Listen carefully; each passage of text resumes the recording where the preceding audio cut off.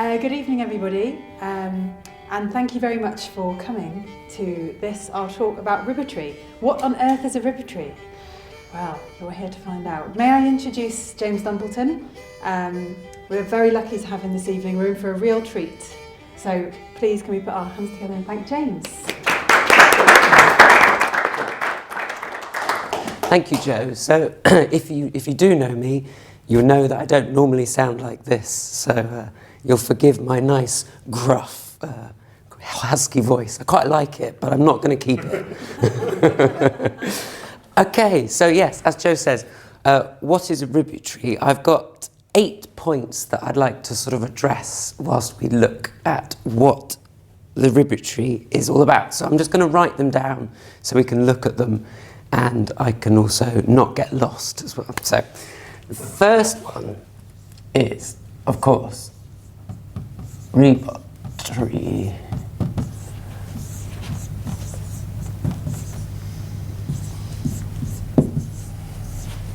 So my second point will be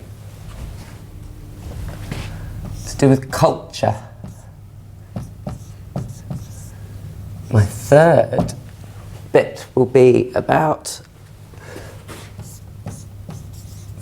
folk versus tradition. My fourth point is going to be voice or lack of it today. Fiddle. Chiffony. Fifth point is going to be, I'll just take this with me. Song, music. So, structure and understanding.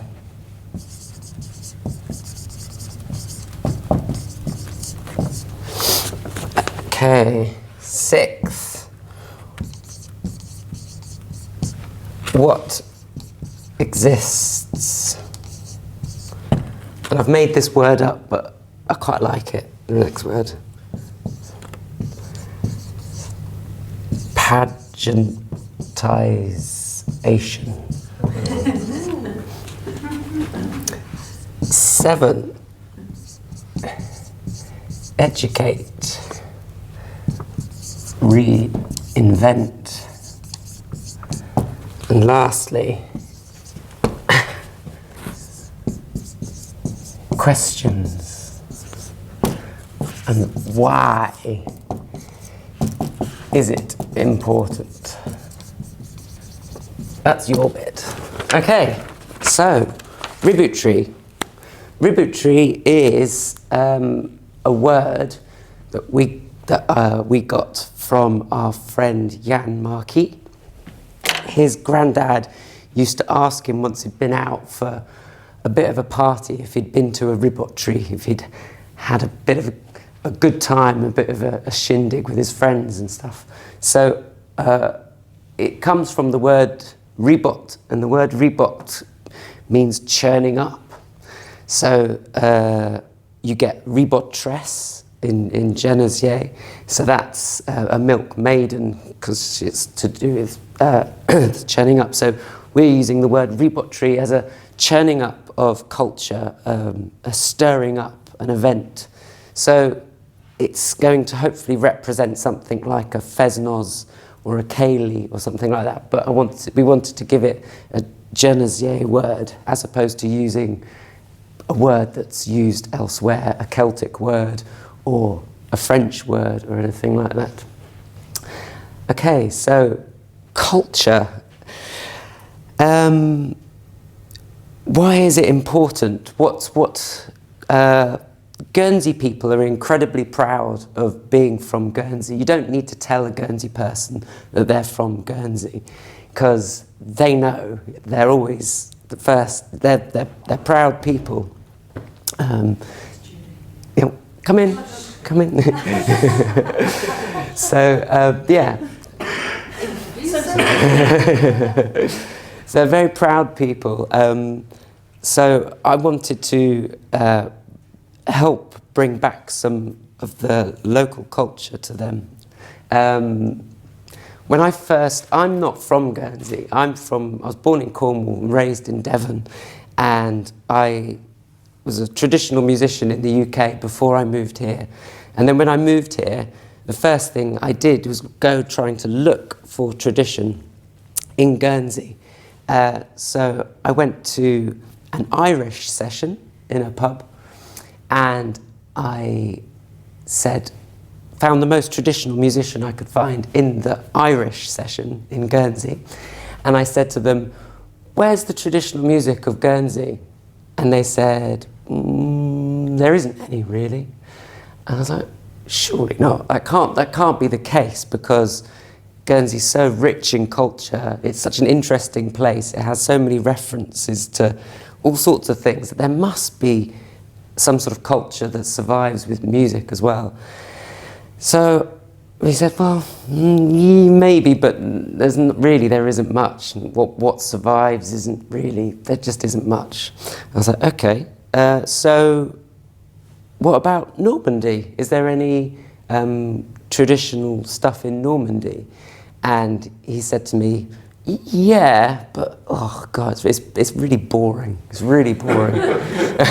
I thought, "Oh, okay, I can't quite believe this." But my partner's from Guernsey, and they had no idea about any sort of traditional stuff over here either. And the more people I talked to from Guernsey, a lot of them it just drew blanks with a lot of people. I got little bits and bobs. Oh, you can go and see the Guernsey dancers here, or you might be able to see. Well, actually, that was about it. I didn't really hear much else. It took a long time to even find the world of Guernsey for me and stuff like that. It wasn't necessarily that apparent when I first moved over. It's more so now. It's a lot easier to find things now, but it wasn't 7 years ago. It was still quite hard, I think, to find stuff.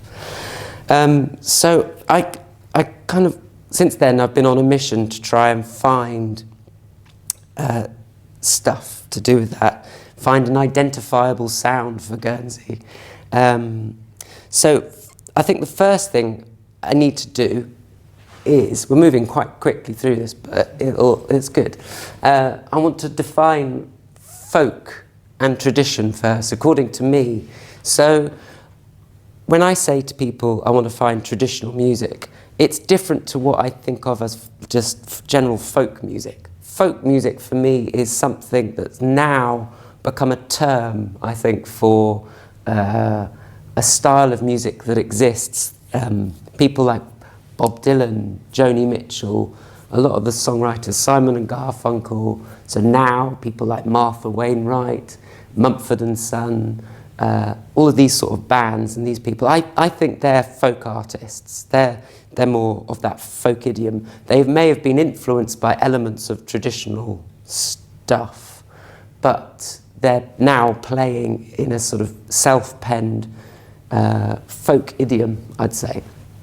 Traditional music, I'd say, has its roots in something a bit more. It's more to do with culture, where it comes from, and it helps people identify themselves with a particular place. So you can't think of Ireland or Scotland or places like that without actually thinking about their music and their culture. It's a very strong feeling. But that's not always been the case for a lot of people. In Ireland in the 50s, they were, and earlier as well, they were almost losing their traditional music as well. So people have had to they've had to bring back their traditions from something that was kind of dying and was very underground. So traditions that we think of as integral parts of people's culture and communities are only really there thanks to the efforts of people wanting to keep them alive and recognising that culture is important to make themselves identifiable in the world and and make them stand out, make them feel like they belong, so we're not all the same thing. You couldn't say to somebody from Ireland, oh, you know, Ireland's just like England, because that would be sacrilege. It'd be absolute sacrilege, because it's not at all.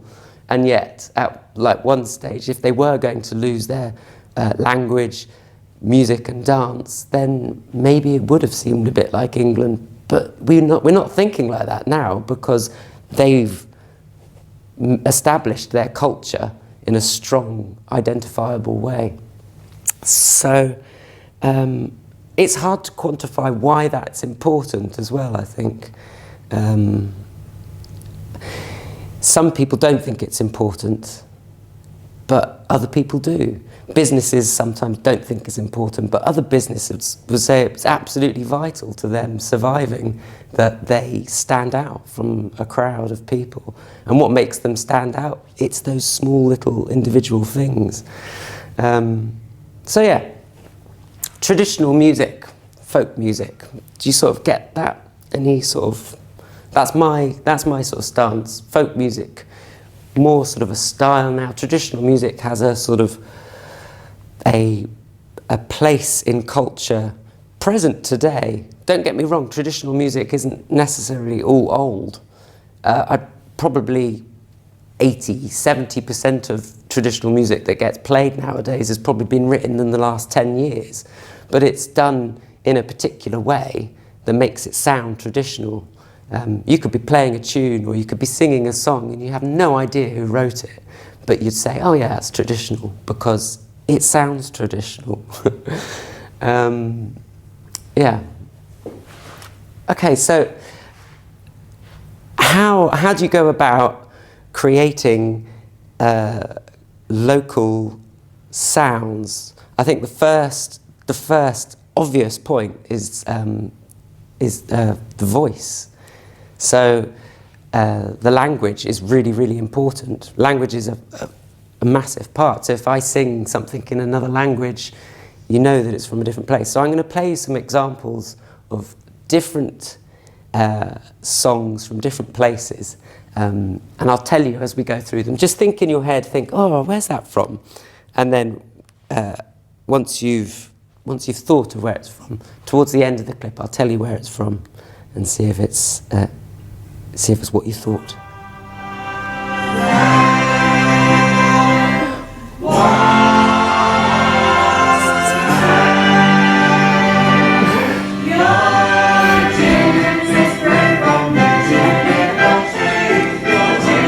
So my hometown, my home county of Devon, that is Devon and Cornwall, so that's Jacobstow, Wassett, so that's Devon and Cornwall.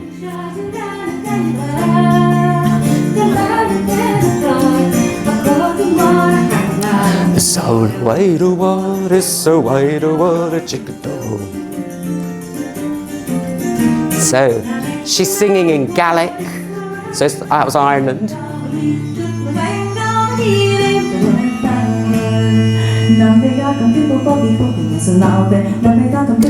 So this is a bit of portabale, port being dance and bale being of the mouth, so it's dance music from the mouth, from the Western Isles of Scotland.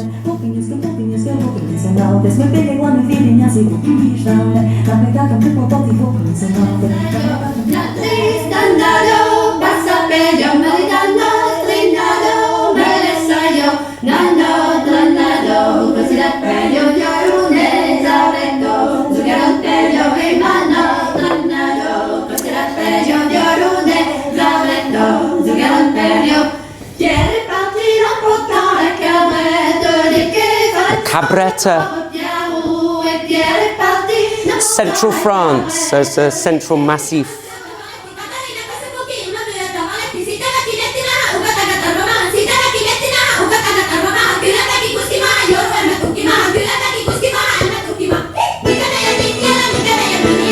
Finland.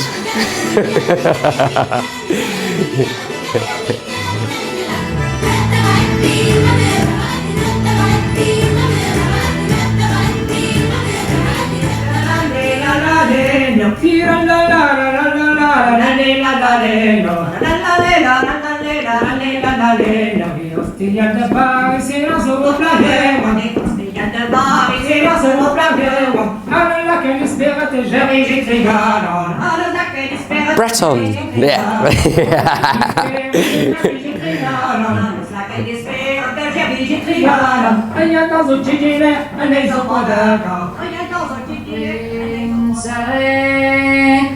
Take and sit down in bed.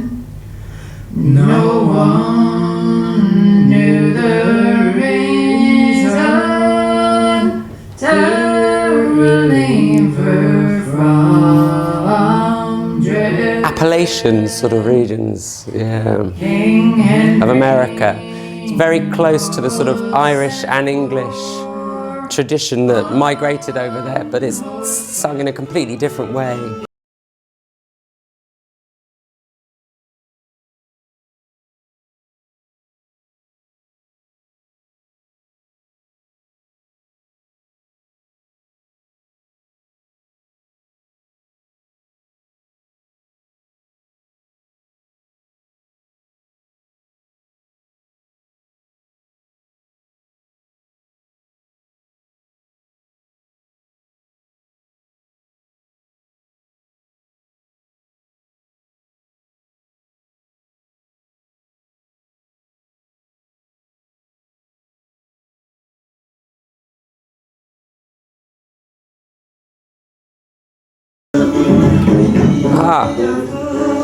The clues in the rhythm of this, it always sounds like riding horses.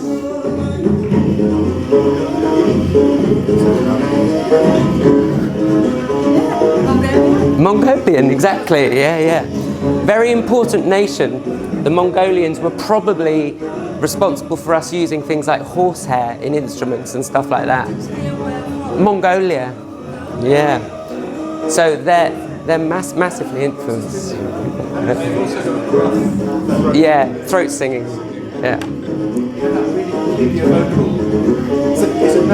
Overtone singing. There's about 4 to 5 different styles. There's that really low one. There's a really high one, and then there are different things. It's amazing. Yeah.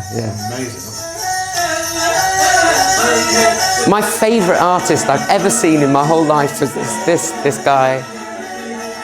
He's no longer here on the planet, which is very sad, but I saw him in a tiny church in Devon with his nephew. He's a witch doctor from Tanzania, Dr. Hukweza Wose. So it's all vocal, really amazing, hypnotic, interesting, very cool.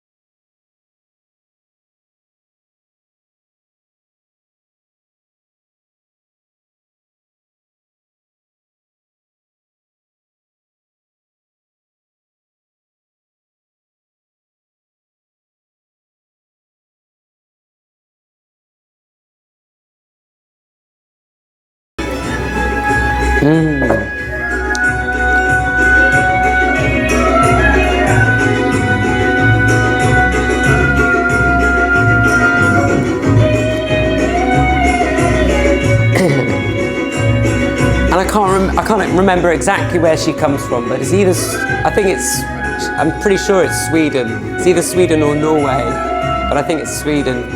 And it's a particular type of animal herding, singing.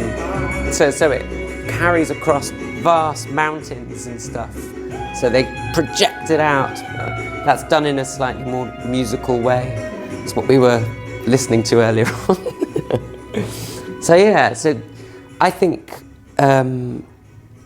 act sound is really, really important. The language you sing in is very important as to identify where it comes from. So I think to bring back as much Guernsey into song would be really important. I know there's a huge repertoire of French songs here as well, and that's also important. But for me, personally, I'd like to learn more Guernsey, so it'd be nice to sing in Guernsey as well. So I've been looking at a few songs and I've written a few songs. If we had more time, I'd probably get you to sing along as well, but we could, if you like. We'd have a quick go at Ayouk Tete. You've probably heard that. We could do it. So if I say to you, Ayouk Tete, can you say Ayouk Tete to me? Ayouk Tete. Ayouk Tete. And where you two, eh? And Chick tu faisais. Chick tu faisais. Yeah. So if I say Ayouk Tete, laisse-moi un passage, you say to me Ayouk Tete, Ayouk Tete. And if I say Chick tu faisais, laisse-moi un passage, Chick tu faisais, Chick tu faisais. Lady o sorrow find la learn, Lady o sorrow find la learn. Ne foutra chier de la shang, ne foutra chier de la shang. Lady o sorrow find la learn, ne foutra chier de la shang. Ayouk Tete, laisse-moi un passage, Ayouk Tete, Chick tu faisais, laisse-moi un passage, Chick tu faisais, Chick tu faisais. Madi bientôt pour broad la batte, Madi bientôt pour broad la batte. À la trachère pour de macra, à la trachère pour macadiab, etc., etc. But we could go on forever. That's another YouTube video. Yeah. Look up Ayouk Tete. So I wrote a song in a traditional idiom. Somebody asked me a really good question today, and they said, well, what makes that song traditional as opposed to just like a folk song? Well, there are a few elements of the song. So the first one is, if I sing it to you, you sing it back to me. That's a very common theme in traditional songs, call and response. So I can sing you this song from cold and you can join in because every single line is repeated back. So when I say to you, Mardi bientôt pour prod la batte, if you've never heard that before and you know the language, you can sing back to me, Mardi bientôt pour prod la batte. And then when I say, à la trachère pour de macra, you can say, à la trachère pour, and then we get to sing it all together.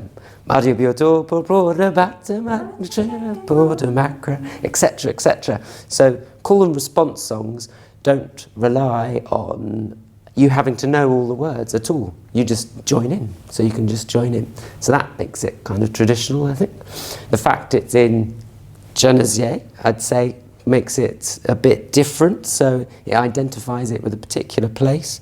The melody's very simple.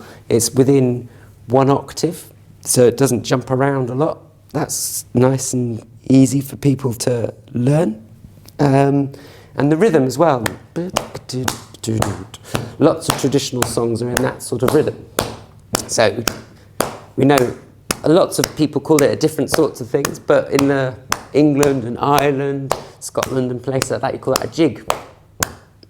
So, you know, it's a jig sort of type song. And you get those sort of rhythms in songs from Normandy as well, in different places like that.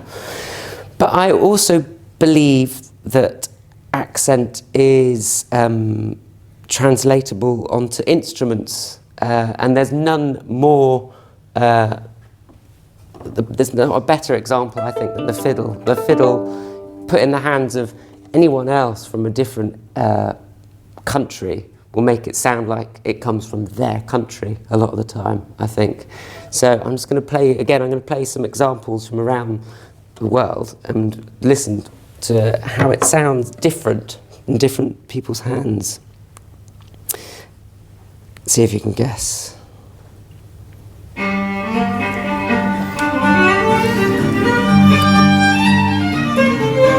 This is a bit of a trick one, sort of.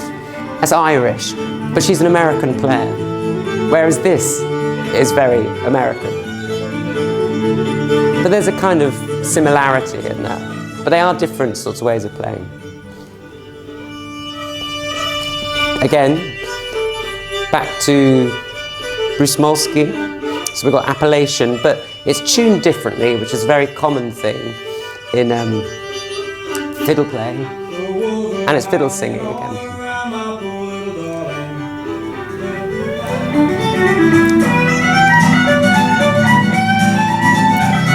There's a very particular style of playing. This guy, this is Tommy Peoples from the north of Ireland, from Donegal.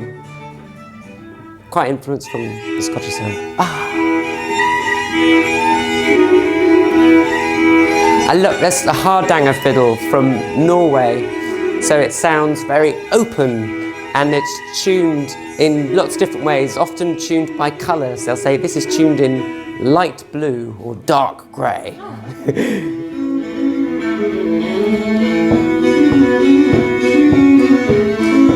Similar place, this is from Sweden. Again, it's just tuned differently on the fiddle. You can hear the influence of the Shetland stuff, I think, on that one as well. That's an electric violin. That's an acoustic violin.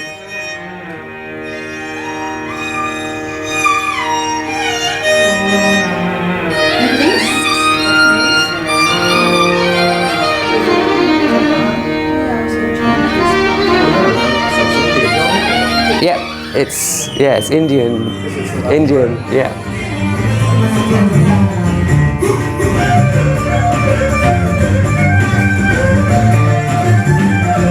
So this is a Fulani musician called Julde Kamara. He plays a one-string fiddle called a riti. Amazing, very cool. And back to my witch doctor. Hear the little tiny fiddles.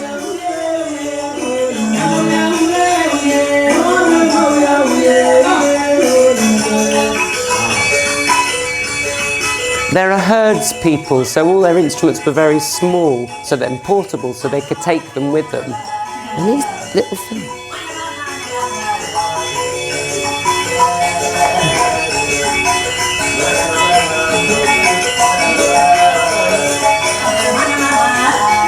Where is that one? Tanzania, East Africa. Yeah. Very English, yes.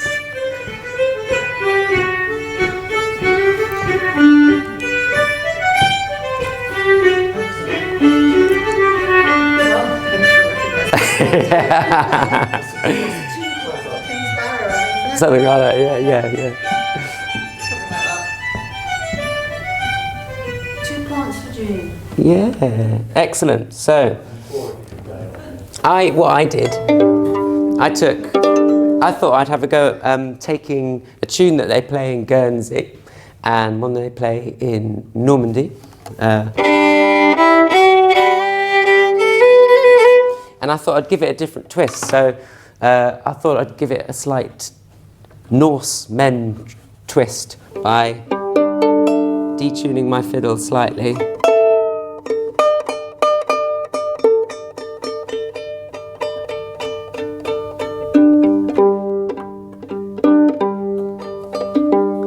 So because the Normans were Norse men, they have a tradition in Nordic countries of more open-tuned fiddles. So I thought, well, what if you play Norman tunes or Guernsey tunes played in a slightly more open way? Would it sound slightly different? And I think it does. When you say open, do you mean open straight? I mean, just tuned differently. So I've just tuned the top string down. So I've got more sort of ringy notes, basically, here. What colour? I tell you tell me at the end. Yeah. What colour's that?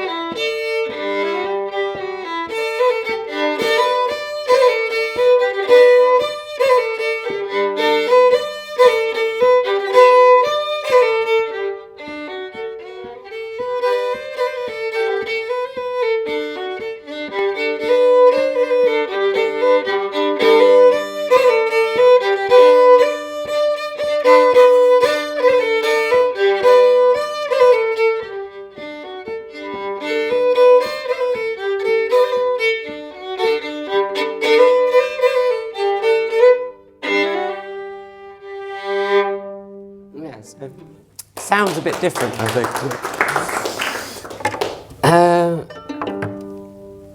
And places like, say, we had a hardanger fiddle, which is the national instrument of Norway. So also my other question would be, could there be a national instrument of Guernsey, for example, that exists in the traditional idiom? And I think there could be. I really believe that the chiffony could be that. So, chiffony, let me give you a quick talk, about the chiffony. So, the chiffony is a corruption of the word symphony. And so originally the oldest sort of types of these instruments were played in churches for secular music, and they played one single line but required two people.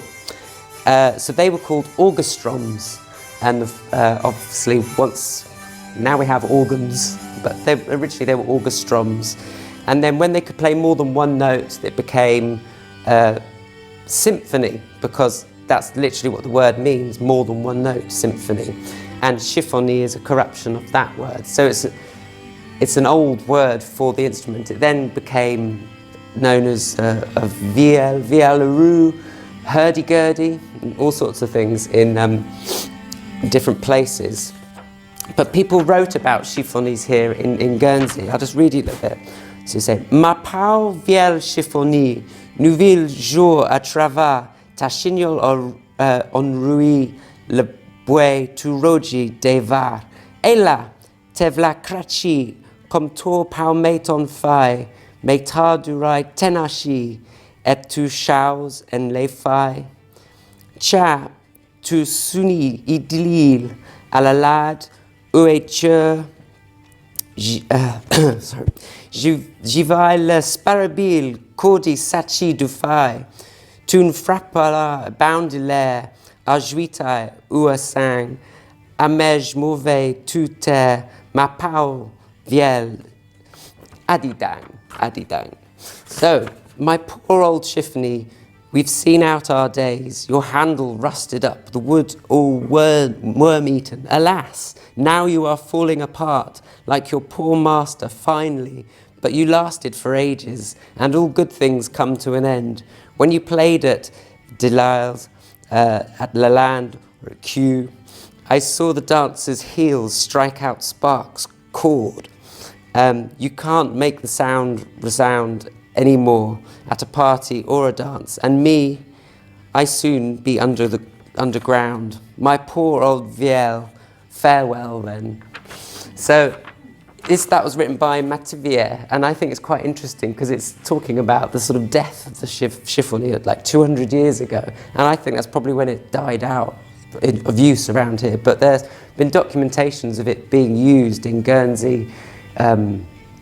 Every parish had a chiffonier player, and for particular events and gatherings people would get together, and it would be a part of the community. So I think it'd be great. I think it'd be really nice to have an instrument that we could sort of bring back, revive and embrace as part of our culture here in Guernsey. And I think chiffonier would be a perfect candidate for it, really, because they still get used all throughout France and England, and they're great. They're absolutely great.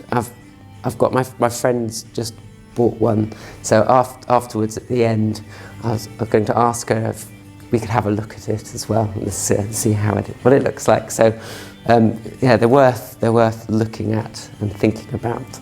Okay. So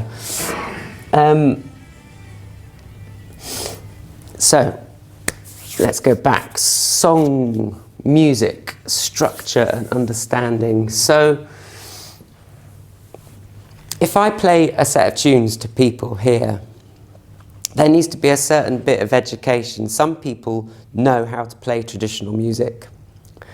I was brought up playing traditional music. That's where I learned how to play music. So to me, it seems second nature, and it's only through studying it and through playing it with people who aren't used to playing traditional music. I've realise that it does have form and structure that people aren't often familiar with. So if I play those two tunes on the fiddle, if you've never played any traditional music before, and you come along with a guitar and say, I'd like to play along to that, it's quite hard, and it's really hard to explain to somebody how they would play along to that.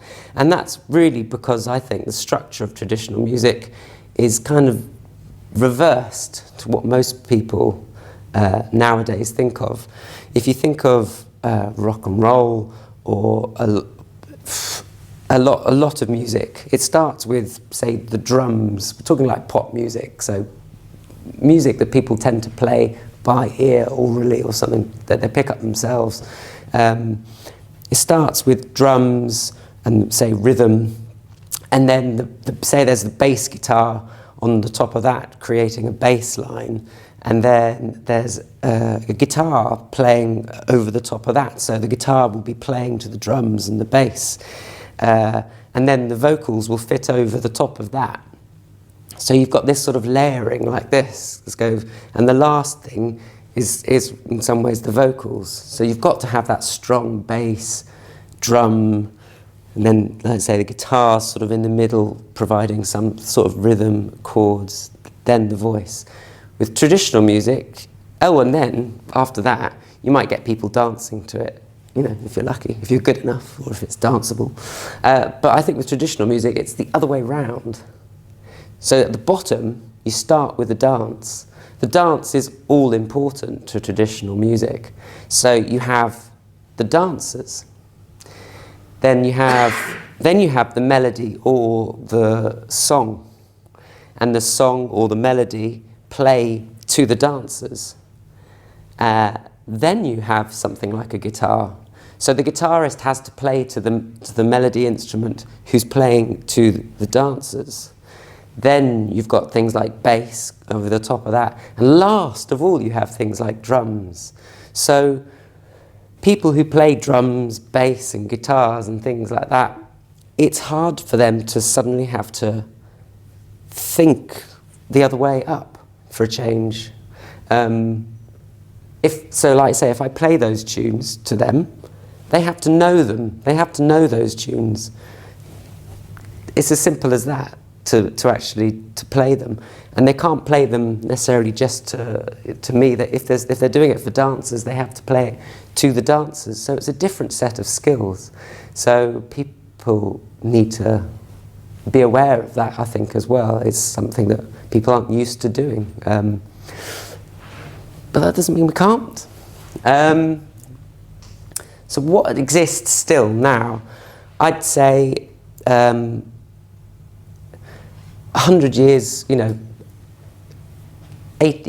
of the 18th, 19th century, McCulloch, who's chief minister, I think, of Guernsey, was really interested in folklore, and through him and the Société, they set up. They could see that the traditions of Guernsey were dying out, and they wanted to try and keep them alive. So they set up a reenactment of an old custom, the grand plough, and through that they got together dances and song, and what exists now really comes from that, from what they did then, I think. So there are still the Guernsey dancers that were formed really from that setup, and likewise the people doing the singing. So they had to do that. They had to look at what there was left, bring in influences from Normandy and things like that. But it was done as a performance. This is the other thing. Now I go back to my session day, so back to when I first got to the island. When I got to the island, I wanted to go to a session. So in a session, my general experience of going to a session in the UK or Ireland or anywhere like that is I walk into a pub, I see some musicians I've never met before, and I start having a kind of conversation with them. It's about me and them and the tunes that we know and the music that we play together. But when I walked into the pub here in Guernsey, the first thing I had was a microphone. So I was like, okay, so it's not a session to me, this is a performance. And you sit there and you're expected to play, and you have to, it is more of a performance than a session. It's not so much about just playing music for the sake of it, for that sort of community feel. It is, but it's more of a performance. And it was like that with the reenactment stuff, with the Grand Plough. They dress up in costume. So it's not part of everyday life. It's not like me or you going along to just a community dance and just having a dance because we happen to like traditional music or something. You put your costume on, you went up on a stage and you performed your piece. And I think in Guernsey there's a lot of that. There's a lot of performance. There's a lot of people standing up on a stage and performing their piece to people. There's not so much the opportunity or the culture of just playing for the sake of your culture, as it were. So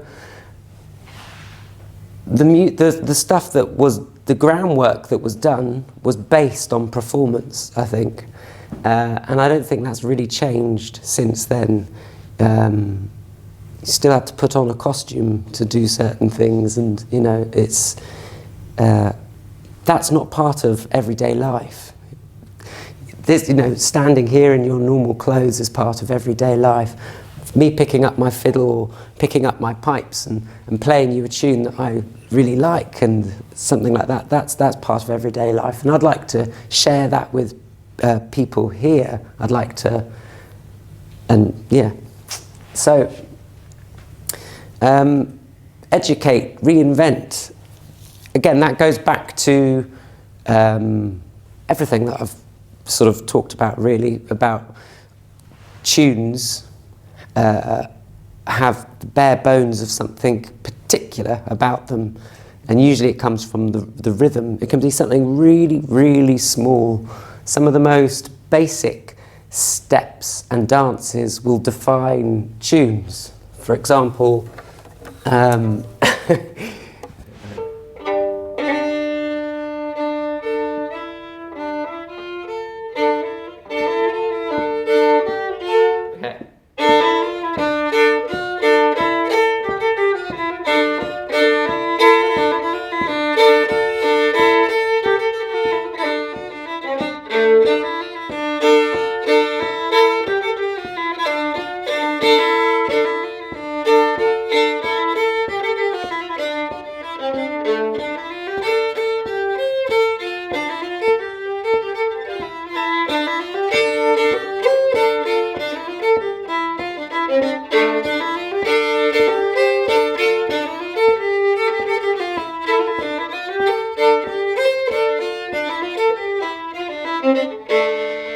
so that's to me, that's Breton through and through because of the way that it sounds. And what makes it Breton is that it's just a simple dance. It's an andro, and it's very Breton to me, that sound, but it's based on that very simple rhythm. So if I write a tune like that, I could say that's a traditional tune. That's a very good example of a tune, actually. I mean, how that tune could be 1,000 years old. It could be 100 years old. Actually, it's not. It's actually only about 10 years old, that tune. It's written by an accordion player from Brittany. But it's played by all sorts of people. It's played throughout the world, and it's known as an andro, and it's known as a very Breton tune, but it's written by a guy only 10 years ago. But it's very traditional. It's not. It's, yeah. So it's finding those small points. It's finding the small little accents within, say, like, okay, yeah, the small little accents within, say, dance, song, lots of little things. And I think if we can bring back more of the French culture to Guernsey, we can try and recognise some more of those cultural points that are more Guernsey, I think, because we play a lot of Irish music over here at the moment, Scottish music, English music. We're just starting to play French music over here, traditional French stuff. But I think, you know, when I think of Guernsey, I think of all the influences around it. So I think of, for me, I'm from Cornwall, and I know there was massive trade links between Cornwall and Brittany, so they would have come through these islands. Normandy, Brittany. So it's those sort of areas. If we can understand those sort of traditions, I think it would help understand our own. But at the moment, we're looking at places like Ireland, Scotland, England, you know, they're very, or America even, but we're not looking. And in Europe, there are lots of dances that people do, that lots of people know. Bourrées are very common. You get bal folk sort of stuff. So I think if we can try and bring back some of that French feel, it would help. I think it would definitely help, because at the moment we've not got a lot of that. So yeah, educate, reinvent, really. Almost coming up to an hour. It's amazing how quickly it goes. So I'm just going to quickly ask if there's any questions. I feel like I've scratched the iceberg. I mean, there's so much. There's so much involved in this. I did a 2-hour talk today about this, and even then it still felt like it wasn't enough. It's a huge undertaking, really, to try and bring back culture, reinvent culture, and make something identifiable to Guernsey. And I don't think it's impossible. I think we've got far, far more tools to do it here than a lot of other places. We still have native speakers who speak Guernsey as has been their first language, and in a lot of places they've had to bring it back from a dead language, and they're sort of doing it. So there's no reason why we can't do that. But I think the only way you can do something like that is to actually address the culture as well. The culture is the vital part of it, because that's what drives that interest, what makes people feel like they belong to a certain place. Why do they belong here? Do they want to be part of a community that stands out, or do they just, or, you know, a lot of the time it's people who move into a community that want to feel like they belong. Like I said right at the beginning, you don't need to tell a Guernsey person that they're from Guernsey. They know they're from Guernsey. You know, they can't even work in the EU if they're proper Guernsey people, you know, so you don't need to be told that. But, yeah. Questions? Any questions quickly, or bits that you think I might need to pick up on? Yeah, well, I mean, because we've also got all sorts of new immigrant communities, haven't we, in Guernsey, who bring their own traditions here. I haven't heard any of that, but they do exist, like Latvian and Portuguese, but they have strong traditions. They have their own strong culture, sense of belonging. But isn't that going to be our culture then? It's part of, I mean, don't get me wrong, other cultures are fantastic. I'm part Indian, and I find Indian music fascinating.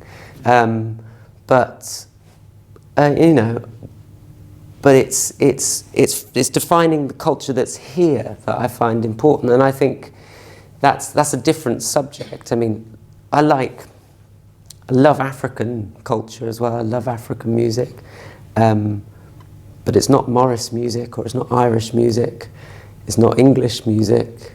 You get African English players playing in traditional African styles, but they're doing something that's in a style that's kind of recognised, and I think that's what I'd like us to have, is a sort of recognisable style to Guernsey. But I think, yeah. So I don't know. Does that kind of answer that? Doesn't really, does it? Yeah. I was just kind of thinking, you were talking about things being kind of real. Yeah. Yeah, rather than kind of reinvented or yeah. artificial, you know, and I was just, you know,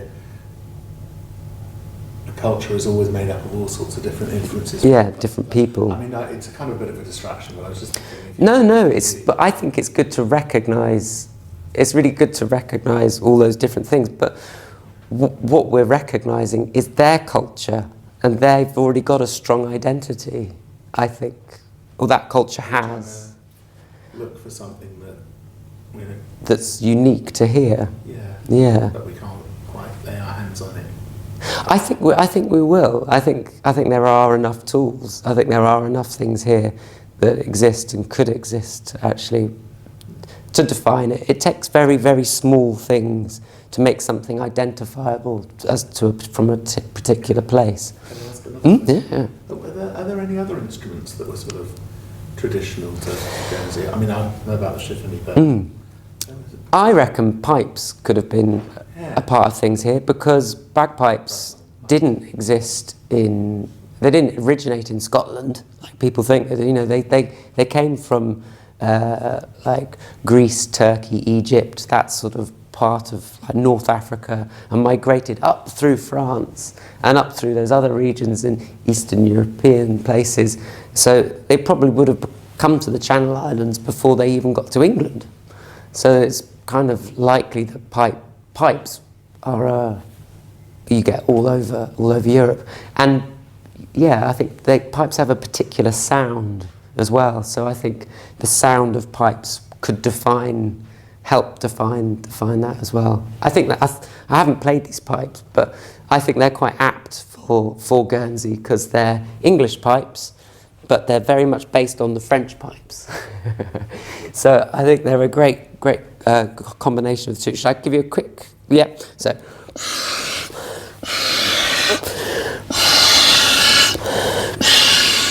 So I'll play the two tunes that I played on the fiddle. So if you can imagine the two being played together.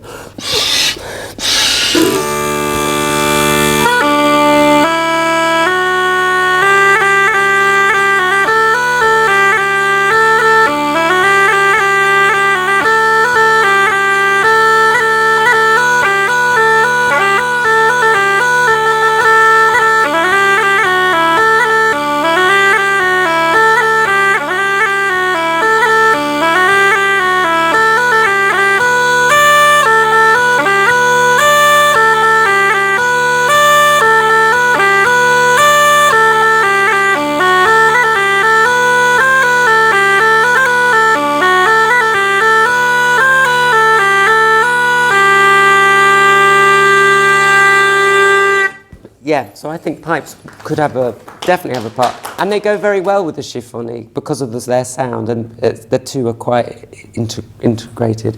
Whistles, I think, are really good, but anything really, it's more about the sort of tunes, I think, that are played, and so like particular times, rhythms. So we have to look to dance and dances, to the Guernsey dancers and what they still dance. A lot of what they dance is very much from Normandy, but I think it'd be good to look at Brittany as well. I went to an old people's home and I played pipes and fiddle and sang in Guernsey, and a lady came up to me afterwards and she went, "Oh, I haven't heard anything like that for years and years and years. My granddad used to play the fiddle, and he was from Brittany, and we used to get together in Torteval and do Breton dancing." And she's talking before the war. I thought, wow, that's amazing. So things like that have existed over here. They just don't exist now, and we all know of the gap because of the war. And I think that cultural shift made a big difference as to what people do and the way they think now. But that's changing.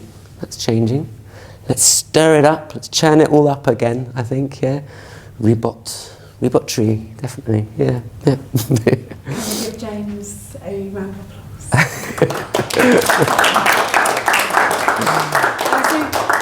You didn't know, but you've actually accidentally stumbled on a music revolution of Guernsey, and a date that I'd like to tell you all about, and everybody watching on the video, is Friday, the 28th, is it?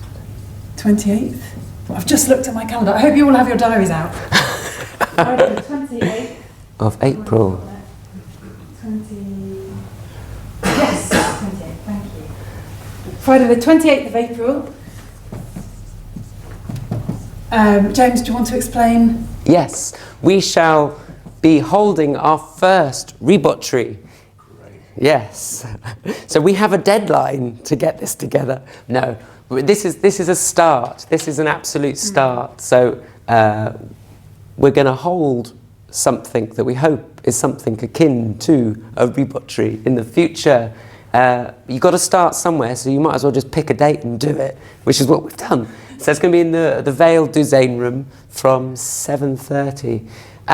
But so people don't feel like they're coming into it cold, I'm also organising monthly meetings, and I'm doing it more on French music and dance, so that people are used to seeing and joining in. And again, it's not going to be a performance. You just come along and have a go, and we'll learn how to do andros and hantadros and a cabin pemp from Cornwall, a bourrée, schottische, mazurkas, things that people do in continental Europe and France that's quite commonplace.